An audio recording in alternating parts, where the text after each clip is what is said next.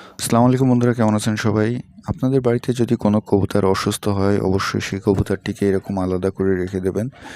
তাকে বাকি কবুতর থেকে সবসময় আলাদা রাখার চেষ্টা করবেন, তাহলে অন্য কবুতরগুলো অসুস্থ হওয়ার চান্স কমে যাবে। এই যে দেখতে পাচ্ছেন, এই যে সব কবুতরগুলো বাইরে ছাড়া আছে, যে যার মতো আছে। এই কবুতরটা অসুস্থ, যার কারণে একে আলাদা রাখা হয়েছে।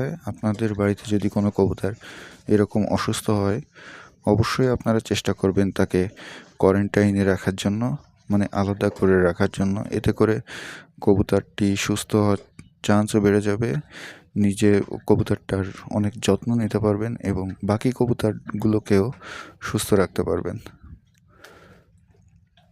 ধন্যবাদ সবাইকে। ভিডিওটি ভালো লাগলে চ্যানেলটি সাবস্ক্রাইব করে সাথে থাকবেন।